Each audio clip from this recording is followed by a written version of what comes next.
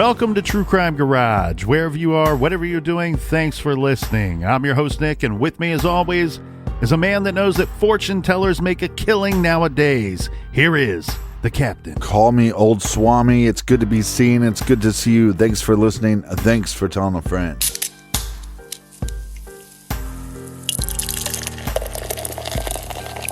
This week we are featuring Black Tuesday Grand Reserve 2020 by the incredible men and women over at the Bruery. If you're looking for them online, that's spelled Bruery. This is a delicious triple barrel aged imperial stout with a whopping 22% ABV, so drink this at home in your garage. Garage grade, 4 out of 5 bottle caps. And a very special thank you to Thomas from Dallas, PA, for sending this beauty to us here at the garage. A big shout out goes to Jennifer from Ravenna, Ohio. Next up, Captain, we have Lena sending her love all the way from Sweden. And a big we like your jib to Henry in New Rochelle, New York. Next, we have Cheryl in West Columbia, Texas. And last but certainly not least, we have Audrey in Boone, North Carolina. Everybody we just mentioned went to truecrimegarage.com and they helped us fill up the fridge for this week's shows, and for that, we thank you. Yeah, BWRUN Beer Run. If you need more TCG for your earballs, check out our bonus show called Off the Record. It's on Stitcher Premium. You can find a link at our website at truecrimegarage.com, and that is enough of the business. All right, everybody, gather around, grab a chair, grab a beer. Let's talk some true crime.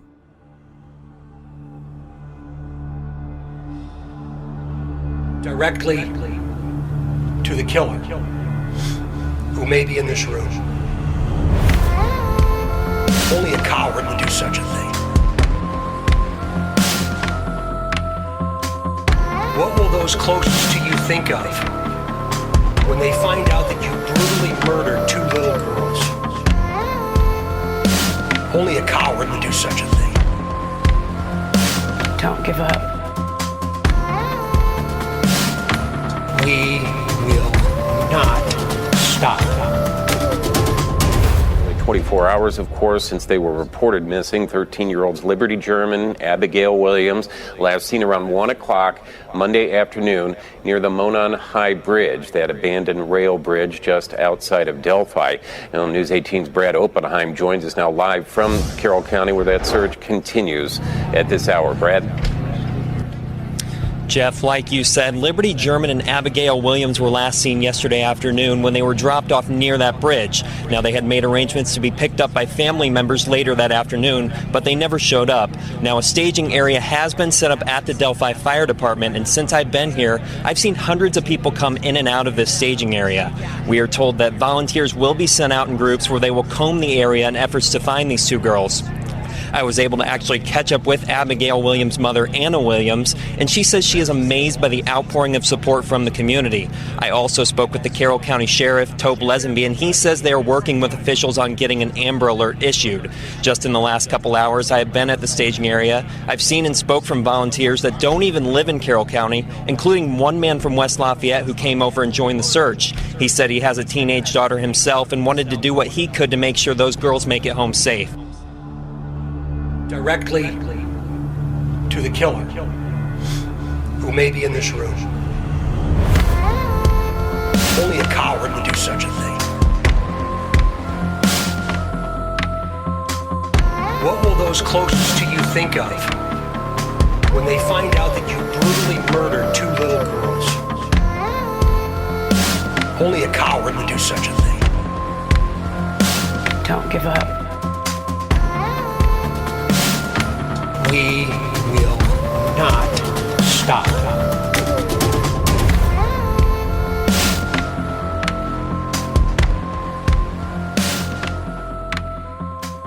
We're here in the garage, me and the Colonel, talking with Skip Jansen about who he believes should be the number 1 person of interest. Skip, when did you start your investigation into the Delphi murders? That's a good question. I've probably been looking into it for the last year or so. I guess I got into it because I thought it was, I was intrigued by the fact that there were audio and video of the killer. And I thought it was even more unique that one of the victims was the one who had done the video of him. So that's how I kind of got started looking into it. And why do you think so many people on the internet have been fascinated with the Delphi murders? Another good question. I think probably those reasons, as well as I think the small town aspect plays a part in it. And I think that the fact that, anytime two children are murdered, people have a fascination with that. And for people that don't know, Delphi has a population of just under 3,000 individuals. Yeah, very, very low populated area. And the unusual thing about it is for a town that has less than 3,000 people, I've never seen a case that had this many potential persons of interest. Yeah, on the internet, there's hundreds of side-by-sides, but law enforcement has stated over and over in different press conferences that they believe the killer is local to Delphi. Correct. I agree with that, if that's what you're asking. I think the area that the crime was committed in is such a remote area that the odds of this being someone who was from out of town or a random type murder, I think the odds are probably a little too long for that. Yeah, I want to echo that, but I do want to point out that they have what their exact words are is that we believe that the person is local, someone either from Delphi, living in Delphi, or someone that works there. So not necessarily doesn't have to be an actual member of the Delphi proper population, according to those words and statements that have been released by law enforcement. But I do agree 100% with you, Skip and Captain.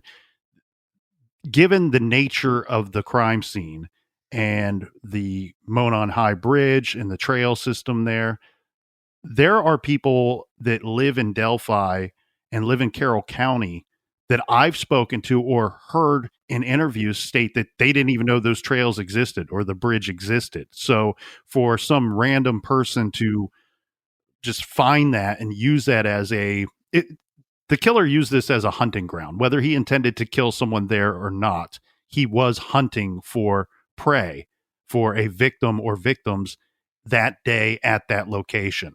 And given what I've seen and reviewed as far as maps go, I would like to go there and walk the terrain myself. But given the remoteness of that area and the lay of the land, somebody had to have familiarity with that location. I agree with that. I think people get misled a little bit. Sometimes they'll look at Google Maps and see that one of the roads that the bridge is off of, Highway 300, which it's just a little small, country 2-lane road. And I think people think that that's maybe a larger, more traveled area, and it's just not. So we have discussed many possible people of interest on the show, and with arrests like Chadwell and so many other arrests throughout the country and people having side-by-sides. One thing that's tough with all those individuals, are they capable of committing the crimes? Yes, but can you put them in Delphi the day of the murders? But with your person of interest, you can actually put them at the park the day of the murders.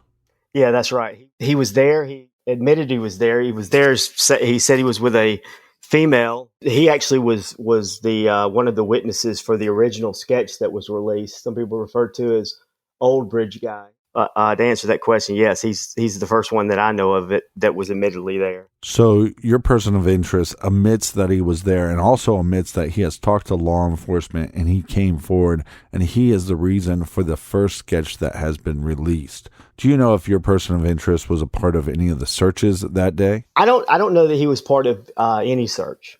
I just know that he was there around the time of the murders, and he was in pretty close proximity to the area that where the girls were found. So the girls went missing on February 13th, but their bodies weren't found till February 14th. Yeah, that's correct, around noon on the 14th. So just to add a little clarity here in regards to the time frame that we're talking about February 13th, 2017. Now, Libby and Abby were dropped off approximately 1:45 in the afternoon. This is according to Kelsey, who dropped them off at the trailhead. And the Snapchat picture of Abby was posted at 2:07 p.m. on that day. And it's believed, based off of the evidence that we have, that being the still picture, which comes from the video, which was then released at a later date. The still picture of Bridge Guy, yeah. Correct. It due to the positioning of the sun, what we can see in that video, we can tell that the abduction took place between 2:20 p.m. and 2:40 p.m. that afternoon. So relatively quickly, things are moving very fast. The girls are dropped off, and less than an hour later, they are abducted. Less than a half an hour later, that picture is posted on Snapchat of Abby. It's kind of mind-boggling how we have this perpetrator lurking, waiting in the shadows, if you will, looking for potential prey. And it just so happens to line up with about the time that they're dropped off. And from my understanding, Skip, and you can correct me if I'm wrong, that it's approximately about a half mile from the trailhead to the bridge itself, which two girls taking their time, maybe they went a roundabout way. There's two different options to get you to that Monon High Bridge.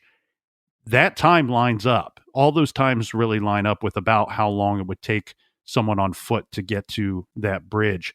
And when you say that this guy, your guy, has admittedly, his own words, place him at the crime scene at about the same time that the abduction and murders took place. And I do want to be clear, even though they're murdered at that location and left there, they were abducted. I mean, they were moved and corralled and directed by the killer where to go. For what we reason? know that because we have audio evidence of that. Correct. And we don't know for exactly what reasons, but you're saying this guy has placed himself there during this time frame. And the other thing that's key to hone in on at this point too, when we're discussing times on that day, is according to law enforcement, they believe whatever took place, because again, they're not telling us exactly what happened, whatever took place was done and over with probably relatively quickly, but at least by 5 p.m. that day. Yeah, correct. Because that's the time frame that they say that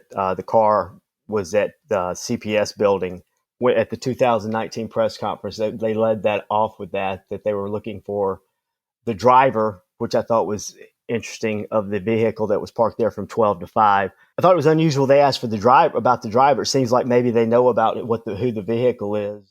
And that's something that we can get into a little bit. But let me say a couple of things that I think are important. One thing I've learned is that law enforcement and a perpetrator have 180-degree opposite agendas. And I'm not talking about just the simple fact that law enforcement wants to catch this guy and this guy that, the perpetrator doesn't want to be caught. How that relates to this case is, and it goes back to what you were talking about the time, is law enforcement wants to place somebody there under that bridge, near that crime scene, between about 2:30 and 3:30 that afternoon. Okay. The perpetrator wants to be anywhere else but under that bridge between 2:30 and 3:30. Okay. And that's something I think that the listeners should keep in mind as we go along here, because there's been a ton of misinformation, deflections, false information put out. As we talk about that, you'll see some of that. Maybe people changing their time frames of when they were there, who they were with, where they parked, and things like that. Well, it's hard to know because we're not from that area. We don't know how popular this park is. It's a day where there's no school. How many people do you think are at the park during the time of the murders? It's hard to say. I've identified maybe 6 or 7. I know there's been people who've said there were up to 50 people. I don't buy that at all. I think there were just a few. I've identified 6 or 7. So people put the time frame of the murders in between 2:30 and let's say 3:30, but we know that because the girls weren't responding and somebody was trying to pick them up, and this miscommunication would have started about 3:00. Yeah, I think Libby's dad, Derek, had arrived and started walking the trails around 3:00, just after, and that was about the time they started realizing something was wrong. Derek called Libby's phone at 3:11 that afternoon, and this is as he was getting close. He's driving in a vehicle to go pick up the girls. There was no set time when they were dropped off, what time they would be picked up. It was a roundabout time. Right. And the statement was, or always has been, that Derek would call Libby when he got close so they could meet him at the trailhead. And we know that call took place at 3:11. He's unable to get a hold of her. She doesn't answer the phone. He then arrives shortly after that 311 phone call and starts to walk the trails looking for the girls. I think one of the important things is that where he parked is an area called the Mears Lot, which is the same place that the girls were dropped off. It's just a small area, private area, but the locals knew it as a place they had easy access to the trails. There's the trailhead, like you said, is right there. So it's just a short walk to the bridge. And it's called the Mears Lot because the Mears family farm is right across the street. It's right across the street. Yeah, and exactly. They may have owned portions of that additional land at one time. Right. And it's an area that you can just get a few cars in at one time, 3 or 4, 5 maybe max. So it's just a small area, but the locals knew about it. Well, and the importance of this being a small location, and like you said, it could only fit maybe 5 cars, is that your person of interest claims that around 3 o'clock, his car would have been parked in that lot. That's what time he said he arrived. Yeah. And he said he started walking slowly down the trail with a female. But we haven't had any other eyewitness come forward and say that they saw your person of interest walking with this female. We haven't had anybody come forward and say that they saw them. That's correct. Well, that's correct. Not anybody that that has said anything publicly. I do believe that he was seen later on, but no, nobody has publicly said they saw him. Nobody's corroborated that. And what's also odd about this one claim that your person of interest made is the time frame. He would have run into possibly Derek or possibly Flannel Shirt Guy at the trailhead around this time period. Yeah, like I said, when Derek got there, he started walking on the trails. He ran into an older gentleman who's referred to as Flannel Shirt Guy, and asked him if he had seen the 2 girls, and he said no, but there's a couple arguing under the bridge. So Derek took the other path, I guess, assuming that was not who he was looking for. So maybe the girls were on the other path. One thing I've always wondered about here, Skip, is there's actually 2 bridges, right? There's one that goes over the Indiana Hoosier Highway. Yep. What's that? The Freedom Bridge? Freedom Bridge, yes. Part of me wonders when he gets told by FSG, Flannel Shirt Guy, do you have his name in front of you? I think he's been identified. I think we can just say his name. Yeah, his last name is McCain. And McCain, he was in charge of the trails. He was in the trails system there. Correct. So he's involved with the Parks and Rec or something of that nature. But so he speaks with McCain, and McCain says, I saw a couple arguing under the bridge. I think you actually said I heard a couple arguing under the bridge. And I'm with you. It could mean one of 2 things. Either he goes, okay, well, that's not the people I'm looking for, so I'll go this opposite way. Mm-hmm. Maybe he just assumed the Freedom Bridge rather than the Monon High Bridge. It's possible that McCain was coming from that direction.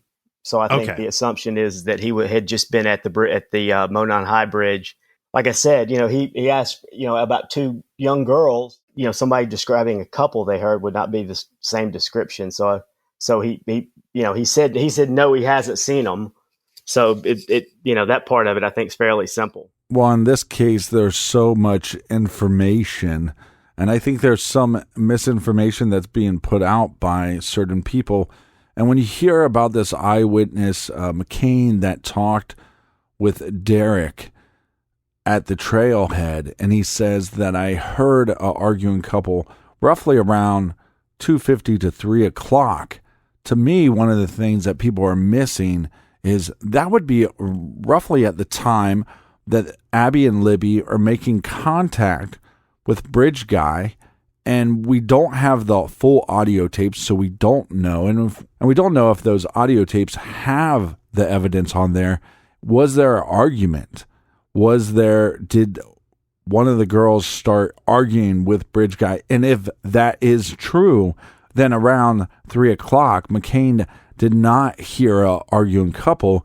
He heard Bridge Guy arguing with Abby and Libby. Yeah, I think that's likely. I think one of the biggest questions that people have had in this case is, why didn't anybody hear anything? Why didn't the girl scream? Why didn't anybody hear anything? Well, maybe they did. Maybe McCain heard something, but nobody's put that together like you just said. So your person of interest, we know that he was there. He claims he was an eyewitness. He claims he's the reason for the first sketch that was released. He also claims that he enters the same parking lot that Derek parked in roughly about 3 o'clock.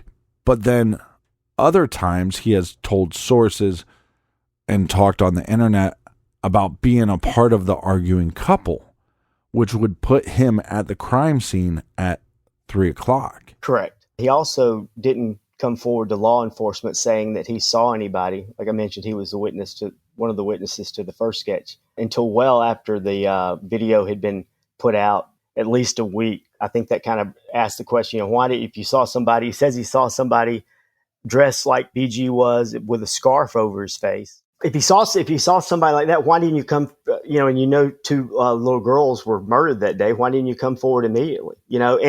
And he later recanted that statement. Yeah, I have a couple problems with this person of interest. One, you're at the park roughly around the time that this family is looking for 2 missing girls. There's no witness that says he stayed to help. So what kind of person are you? What kind of canoe are you? I think our listeners know what I'm getting at. But on top of that, you're claiming that the day these girls were murdered, and you would have known that the next day, that you were at the park the same day these girls were murdered, and you saw a suspicious person. You're not coming forward to law enforcement for 7-8 days? Well, he originally said he was with his girlfriend. Okay. He later changed that to a girl and he never mentioned her name, just told, apparently one of the stories that was out there was that he was part of a cheating couple. So that was the reason for maybe why it was so ambiguous about who he was with, was because he was saying that he was trying to keep it on the down low that he was with another girl. Well, and that's really interesting because this person of interest, he's coming forward and saying, look, I'm the eyewitness. I saw Bridge Guy. I am the reason for the first sketch that is released. We now know that law enforcement is saying, hey, that sketch is secondary. Essentially saying, well, we don't buy this eyewitness's account. At one point saying, well, I was at the parking lot roughly the same time Derek was there, but he didn't see me. And at some point I was there with my girlfriend. Now we know that's not to be true. So then he has to then go on and then tell people, okay, look, I wasn't there with my girlfriend. I was cheating on my girlfriend. And so therefore, but I was covering for that, which a lot of times eyewitnesses come forward and they lie to law enforcement and lie to the public because they were doing something bad. That necessarily doesn't make him a murderer, but my issue is we don't know who he claims he was with under that bridge. Key phrase there, under the bridge, which by definition, guys down the hill, under the bridge, anything under the bridge becomes a part of the crime scene. They found articles of clothing around that area under the bridge in the water. So we have this individual lying and constantly changing his story. But what does he do? He puts himself at that crime scene, and I don't believe anybody saw arguing couple. They just heard arguing couple. Arguing couple then equals Bridge Guy arguing with Abby and Libby equals that's the murderer. And he is putting himself in that position, that location, arguing with somebody, which we believe would be Abby and Libby. And that puts him at the crime scene. That makes him Bridge Guy.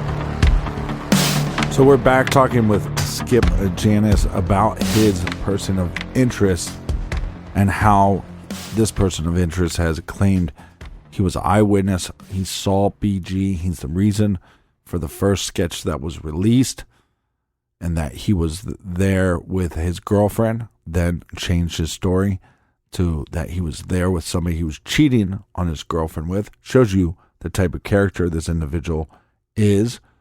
And on top of that, he just constantly keeps changing his story. He said he saw Bridge Guy leaving, going toward Freedom Bridge around the same time that Flannel Shirt Guy and Derek would have been talking. So they would have had to been close to each other in proximity to each other at the time. He said he saw him leaving there. He described him as, like I said, with the clothes that BG was wearing seen in the video, and also with a scarf over his face. Again, I can't get over the fact that if you're just a normal guy, and maybe you don't want to come forward right away because you're going to be caught cheating, but you can tell law enforcement that, and they don't have to release that information to the public, but you can tell your friends, family, and girlfriend, hey, by the way, I was there that day. Well, why were you there? Oh, well, I was taking a lunch break, or whatever reason you have to come up with to tell your friends and family. But you believe that you saw this individual, and you're waiting 7 days to come and talk to law enforcement. It just seems very suspicious. It seems very shady. It doesn't, pass the sniff test, if you will. Well, he said he came forward after the video had been released and said, that's the guy I saw that day. Yeah, so when exactly is this photo or video released after the crime? They released the video, I think, 2 or 3 days after the murders. Or the photo taken from the video. Photo. Yeah. Yeah, the still photo was released a few days afterwards. It wasn't until that 2019 press conference that we get the video. Right. And let's be clear about one thing. The younger sketch, the second sketch that was released in 2019, was actually created 3 or 4 days after the murders. That was actually the first. The old Bridge Guy sketch was not released until July of 2017. So it was 5 months before the first sketch was released. Yet they had the sketch of the younger guy 3 or 4 days after the murders. So the second sketch that was released, they had pretty quickly, but for some reason, this eyewitness comes forward 7 or 8 days after the murders, gives his account, and they go with his sketch. At least, yeah. A week later, saying that was the guy. It came after the picture or the photo was shown on television. Right. He said, that's the guy I saw. Again, I'm just curious why you wouldn't come, if you saw a suspicious guy there close to where 2 girls were killed, why you wouldn't come forward immediately. Let's pretend that DP is Bridge Guy for a minute. Okay. He's coming forward now because he has an out. That sketch is his out, right? He doesn't want to come forward before, like you were getting to, that, I don't want to come forward because they can identify me if I was there. Right. And so he sees the sketch. Doesn't appear to be him to him. So DP comes forward and says, yep, I would like to second that. I saw that person. I was there that day and saw that person there as well. He saw the video. He saw the video or the photo, not the sketch. I think he became aware of the sketch.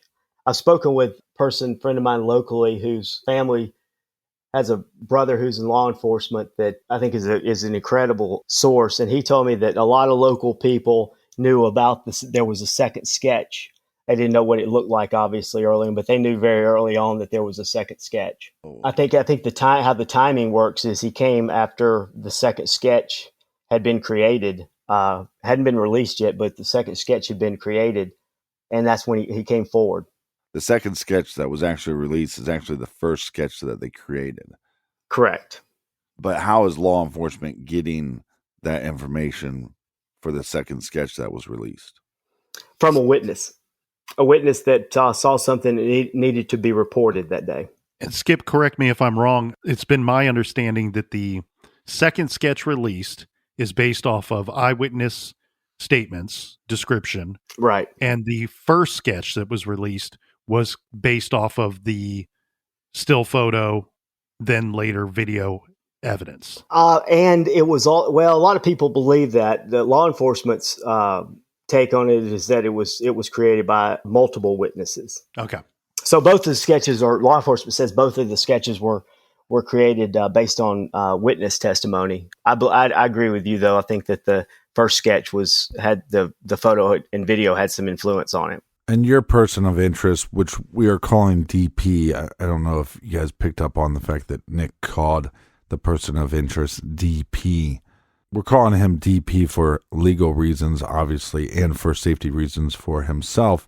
But he came forward and was telling people online he was responsible for the first sketch that was released. That's correct. Yeah, again, I think that's a little bit unusual that, law enforcement usually insists that the witnesses don't say anything in cases like this. He certainly injected himself into the case by speaking on social media, kind of getting his story out there. But both of his stories put him with another person at the trails that day. Mm-hmm. Right. So where's this other person, right? I mean, if I'm law enforcement, that's my first thing. I'm going, okay, DP was there. And in story A, he's with so-and-so. And in story B, he's with someone else. Who are these people and do they exist? Well, again, I think the reason for the change of the story was that he was with another girl and didn't want that information getting out. I think that was the excuse to get to the second story, which was the cheating girl. Yeah, I think that probably raised a red flag of some sorts, but he was considered a witness. They thought that, law enforcement seeks witnesses. They know they need witnesses. And this guy came forward voluntarily. So they assumed he was, and described something that looked like what they were seeing on video. So they had no reason not to believe him. Okay, so this DP guy's there, and he's with this girl that he's cheating on his girlfriend with. I mean, that's pretty scumbag anyways, but we don't have this other girl that he was cheating on his girlfriend with coming forward and saying, hey, I was there with DP. And the other thing about it too is he's saying he was arguing with this girl that he was with under the bridge, again, putting himself and putting whoever this girl he was with, if there was even a girl there with him, under the bridge. Again, under the bridge. You have to understand that under the bridge or on the other side of the bridge is all a part of the crime scene. So he would be saying, not only was I cheating with this girl, but she was over at the crime scene with me about the same time that the killer would have been making contact with Abby and Libby, but yet they didn't see anything. Again, he wasn't seen by anybody except one person, a girl named Cheyenne Ingalls, and she's the only one there that has corroborated seeing him. Do we know where Cheyenne says she saw? She never said exactly where she saw him. She said that her story, and I'll be kind of frank here, I haven't found anything that she said to be truthful. She originally said she got there at 3:50. Changed her story to she got there at 2:50. She showed a picture of from the day. Says that she said she went there to take pictures. She shows a picture and is taken around 3:00 of the bridge. She never said, she saw what time she saw him. Just that she saw a heterosexual couple, and also ran into a friend of hers who she said she didn't know was going to be there. Well, the biggest point about DP being a person of interest is that he was at the park that day, claims to be in the vicinity of the bridge, and has changed his story multiple times. Now you have Cheyenne that is eyewitness to DP being there, but she's constantly changing her story as well. It's very, very suspicious. I think there are four people involved involved in that equation. I think DP, Cheyenne, Cheryl, and a girl named Shelby. And I think that one of them has something to do with a car that was parked at the CPS building that law enforcement inquired about. So who is this Shelby? She's a friend of they're all friends. I know she went to law enforcement to tell them to kind of straighten out the vehicle situation. I think there was a lot of confusion about where everybody parked, what time everybody got there, whose cars were there. I think she went and told them that, her car was there, and here's how it got there. I think, again, nobody saw her. Nobody saw DP. I don't have any reason to believe she was there because there's nobody corroborating the story that she was there. I'm not sure she ever said she was there. Yeah, she and Cheyenne are friends because they were married to one was married to two brothers. One was married and one was had a child with the other brother. So they were friends that way.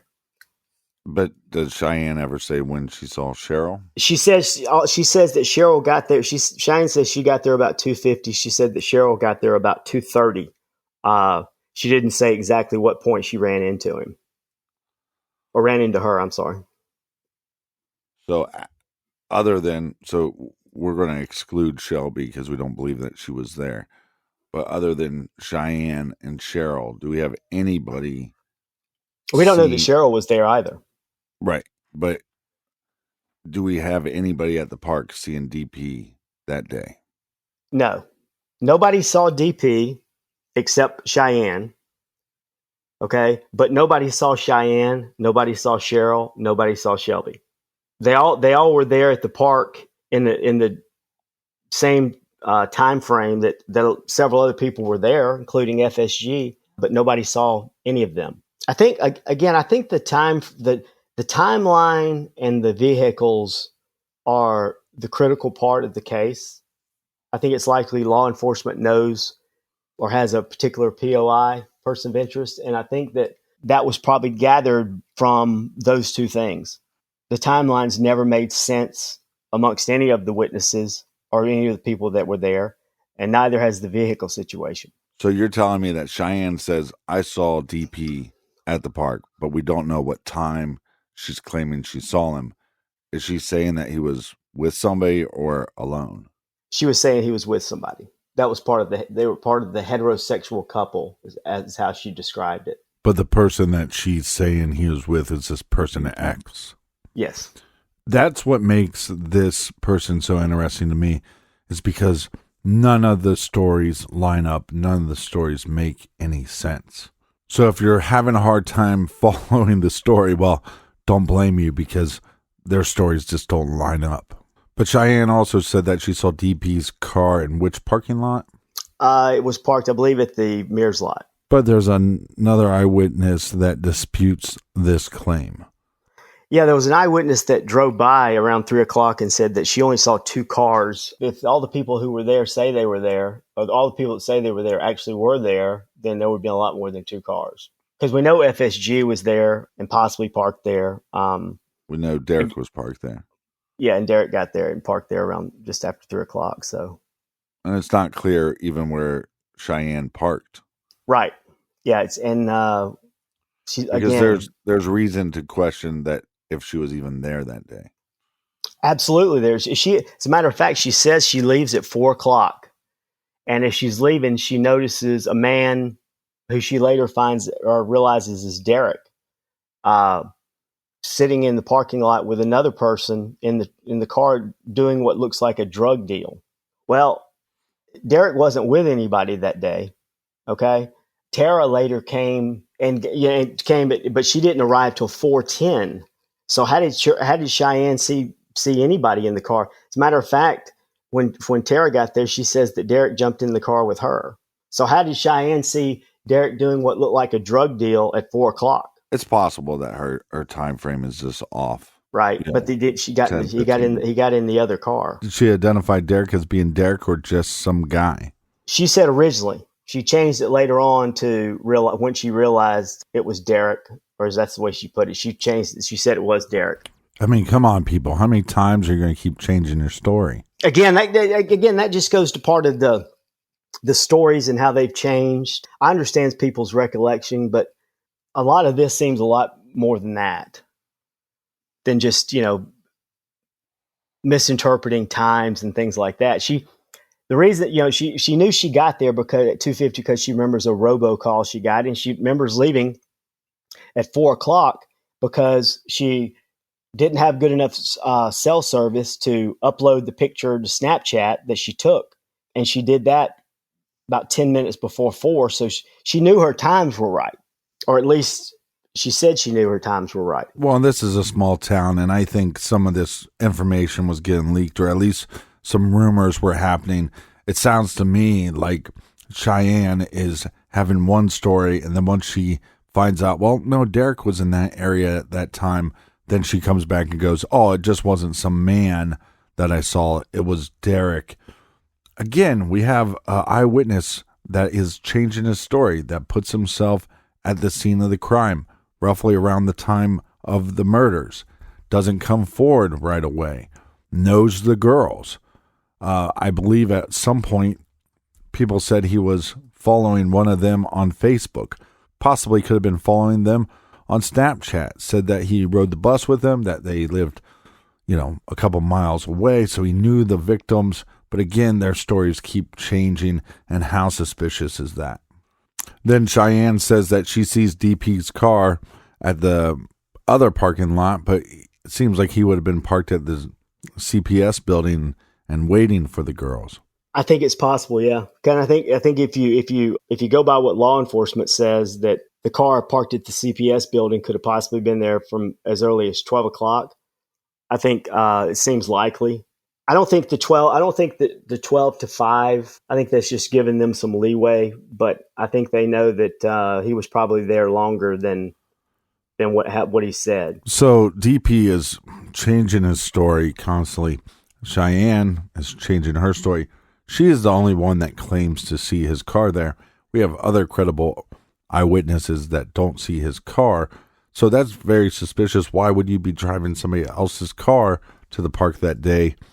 Maybe because you don't want your car to be seen, because maybe you're going to do something bad. Possibly. Again, that goes back to law enforcement saying in the 2019 press conference that they were looking for the driver of a vehicle. Mm-hmm. That tells me it's likely that it was whoever they're trying to find information of was driving a vehicle that wasn't his, a borrowed vehicle. But we also believe that there was an eyewitness that would have saw the driver of that vehicle. Yeah, I think that obviously there was a witness that saw. There was a witness that saw somebody that ends up being the second sketch. I think there's a possibility that witness is the same person who saw the car as BG was exiting the park. Now, even though sketch 1 and sketch 2, they're worlds apart, but there are some similarities. But your person of interest, DP, matches both of these, which is very concerning. And the second sketch that was released of the younger individual, he matches that sketch more than any other person of interest I've seen match a sketch. Now, hopefully that gets out to the internet and people can make their own predictions and own assumptions on that. Well, let me ask you this. If, like we mentioned earlier, a lot of locals knew that there was a second sketch early on. If you'd killed two people and you had gotten wind that there was a sketch out there. And I mean, you obviously, or no, at this point, I'm talking about the sketch being done 3 or 4 days later because he didn't come forward till after that. You got wind. What I'm saying is, if you killed somebody and you found out law enforcement didn't just have this photo that they released, but they also have a sketch. Yeah, what you're exactly. saying. Yeah, you would think you had been seen, right? I mean, so that's certainly an incentive to come forward to explain your whereabouts and why you were there that day. You waited a week to come forward, or at least a week. Why did you do that? First of all, and secondly, is that the reason? Law enforcement has thought that this person is following the case and getting information. You want to know what we know, and so I think it's likely that somebody was sharing information with him, or he had access to that, and that's why he came forward. Well, and you also, after you're doing a lot of your research and you're looking into DP, you notice that a lot of the comments that the police officers are making or law enforcement is making about their suspect or when they're talking to the killer, that it really applies to the research and the misinformation that they got from these eyewitnesses early on. They talk about, we believe that we were lied to early on, or that we didn't identify this person correctly. And so to have the confidence that he had to go into law enforcement and say, hey, look, I was there. I was an eyewitness. I saw BG. And I think the small town component comes in here because they believed him, because they said, well, look at him, look at his family, and look at what they've done in the community. This is a kid that we can trust. And I think they bought whatever story he was selling initially.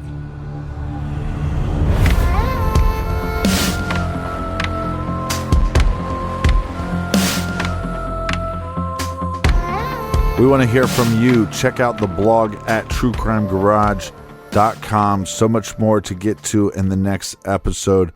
Please join us. And until then, be good, be kind, and don't litter.